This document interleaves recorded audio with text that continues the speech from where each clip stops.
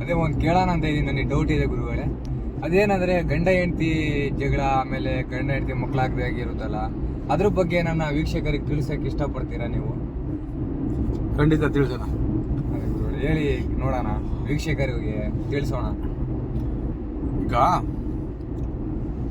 ಹತ ಜೋಡ್ ಅಂತ ಒಂದು ಬರುತ್ತೆ ಮೂಲಿಕೆ, ಅದನ್ನು ಸಮುದ್ರದ ಆಳದಲ್ಲಿ ಸಿಗುತ್ತೆ, ಆಮೇಲೆ ಅದನ್ನು ಗ್ರಂಥಿಗೆ ಅಂಗಡಿಯಲ್ಲಿ ಸಿಗುತ್ತೆ ಅಂತ ಕೆಲವರೆಲ್ಲ ಹೇಳ್ತಾರೆ.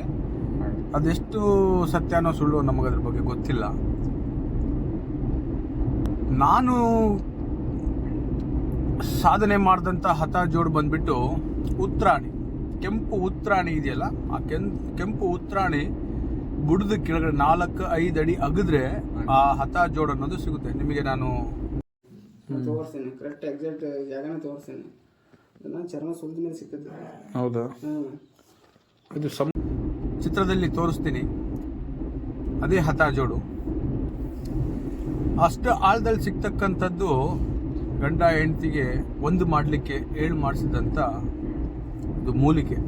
ಸಮುದ್ರಕ್ಕೆ ಯಾರು ಹೋಗಲಿಲ್ಲ, ಇಳಿಲಿಲ್ಲ, ತರಲಿಲ್ಲ, ಗ್ರಂಥಿಗೆ ಅಂಗಡಿಯಲ್ಲಿ ಕೊಡೋದು ಒರಿಜಿನಲ್ ಅಲ್ಲ ಅಂತಾರೆ. ಹಾಗಾಗ್ಬಿಟ್ಟು ಅದು ತಗೊಳ್ಳಿ, ಭಾಳ ಚೆನ್ನಾಗಿ ಕೆಲಸ ಮಾಡುತ್ತೆ. ಯಾರಿಗೆ ಶ್ರದ್ಧಾ ಭಕ್ತಿ ಇದೆ, ದೇವ್ರ ಮೇಲೆ ನಂಬಿಕೆ ಇದೆ, ಹೋಗಿ ಕೆಂಪು ಉತ್ರಾಣಿನ ಹುಡುಕಿ ಅದನ್ನು ಒಂದು 5 ಅಡಿ 6 ಅಡಿ ಆಳನ ತೆಗೆದು ನಿಮಗೆ ಆ ಹತ ಜೋಡ್ ಅನ್ನೋ ಒಂದು ಮೂಲಿಕೆ ಸಿಗುತ್ತೆ. ಯಾರು ಗಂಡ ಹೆಂಡತಿ ಸಮಸ್ಯೆ ದೂರ ಆಗಿರೋದು, ಮನೆಗೆ ಹೋದರೆ ನೆಮ್ಮದಿ ಇಲ್ಲ, ಇಂಥವ್ರು ಅದನ್ನು ಸಾಧನೆ ಮಾಡಿ ತೊಗೊಂಡೋಗಿ ಇಟ್ಕೊಳ್ಳಿ. ನೀವು ಕೊಡಿ, ಮತ್ತು ನೀವು ನಿಮ್ಮ ಹತ್ರ ಇದ್ದರೆ ಕೊಡಿ, ದುಡ್ಡು ಕೊಡ್ತೀವಿ ಅಂತ ಕೇಳಬೇಡ್ರಿ. ನಾನು ಒಂದೇ ಇದ್ದಿದ್ದು, ಅದು ನನಗೋಸ್ಕರ ಇಟ್ಕೊಂಡಿದ್ದೀನಿ. ಸೊ ಅಂತ ತೋರಿಸ್ತೀನಿ, ಕರೆಕ್ಟ್ ಎಕ್ಸಾಕ್ಟ್ ಜಾಗನೇ ತೋರಿಸ್ತೀನಿ.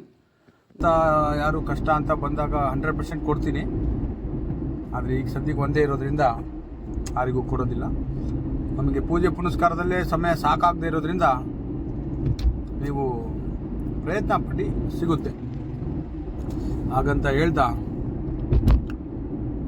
ಈ ಹತ ಜೋಡ್ ಅನ್ನೋದು ಅಲ್ಲೂ ಅಲ್ಲದೆ ಯಾವುದೋ ಒಂದು ಪ್ರಾಣಿಯ ಬಾಲದಲ್ಲೂ ಸಹ ಸಿಗುತ್ತೆ. ಅದು ಗೌಪ್ಯ, ನಾವು ಹೇಳೋ ಆಗಿಲ್ಲ. ಸೊ ಹಾಗಾಗಿಬಿಟ್ಟು ಹೇಳೋದಿಲ್ಲ, ಸಿಗುತ್ತೆ. ಸೊ ಅದು ಕೂಡ ಬಹಳ ಶಕ್ತಿಶಾಲಿ. ಗೋರೋಜನ ಹೇಗೆ ಒಂದು ಹಸುವಿನ ಒಂದು ಭಾಗದಲ್ಲಿ ಸಿಗುತ್ತೋ, ಹಾಗೆ ಈ ಹತ ಜೋಡ್ ಅನ್ನೋದು ಸಿಗುತ್ತೆ. ನಿಮಗೆ ಅದೃಷ್ಟ ಅನ್ನೋದಿದ್ದರೆ ಉತ್ರಾಣಿಯ ಗಿಡದ ಕೆಳಗಡೆ ಬುಡದಲ್ಲೇ ಸಹ ಸಿಗುವಂಥ ಸಾಧ್ಯತೆ ಇದೆ. ಹಾಗಾಗಿ ಗಂಡ ಹೆಂಡತಿ ಎಂಥದ್ದೇ ಸಮಸ್ಯೆ ಇರಲಿ, ಕೋರ್ಟು ಕಚೇರಿಗೆ ಹೋಗಿರೋ ಸಮಸ್ಯೆ ಇರಲಿ, ನಿಮಗೆ ಹೆಂಡತಿ ಬೇಕು ಅನಿಸಿದ್ರೆ ಅಥವಾ ಹೆಂಡತಿ ಗಂಡ ಬೇಕು ಅನಿಸಿದ್ರೆ ಅದನ್ನು ಮಾಡಿಕೊಳ್ಳ್ರಿ. ಅದು ನಿಮಗೆ 100% ಸಕ್ಸಸ್ ಆಗುತ್ತೆ. ಹಾಗೆ ಅದ್ರ ಜೊತೆ ಇನ್ನೂ ಒಂದು ವಿಚಾರ,